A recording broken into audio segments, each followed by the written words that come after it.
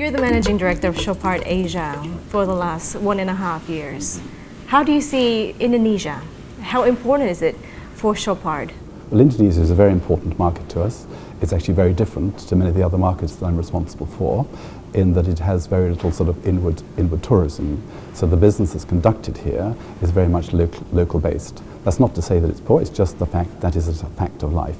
In due course, I think we'll see an increase in tourism, but at the moment it's a very stable market because you're not concerned with the vagaries of tourism. But it's a good market, it's a growth market for us. We've seen in the last few years some big differences in the way that the consumer's reacting, responding to our collection.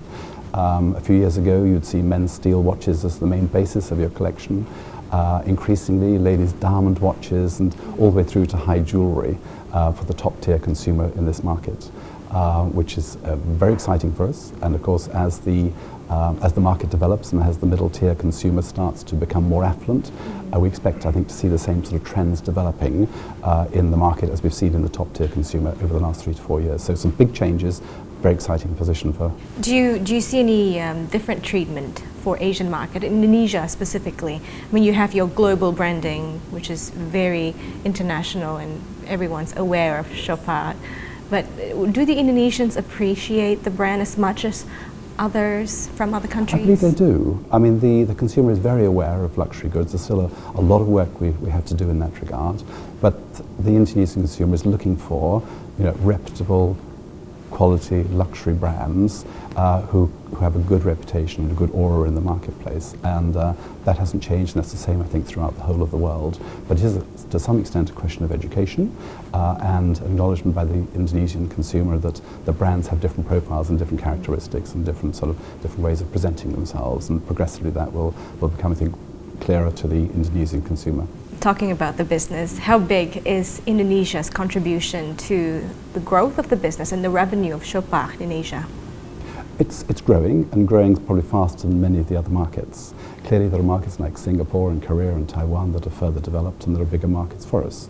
But in the great scheme of things, Indonesia is growing, it's growing very fast, and I think we see that accelerating through, and with 240 million consumers in the market, the potential in Indonesia is absolutely enormous. And so we see going forward Indonesia as being a very, very important market as far as the Southeast Asia region is concerned. If you can put Indonesia in terms of rankings, where would Indonesia be? It depends if you're talking globally or if you're talking probably in the Asia Pacific. For now? In the Asia Pacific, clearly you've got Singapore and Korea and Taiwan, which is stronger, but I would have to say, and then of course Thailand as well. I would say it comes after Thailand in terms of the amount of business that is important, exactly. But that is of course influenced very much by inward tourism. Okay, so looking at your global sales, watches still contribute probably 50% of the total sales.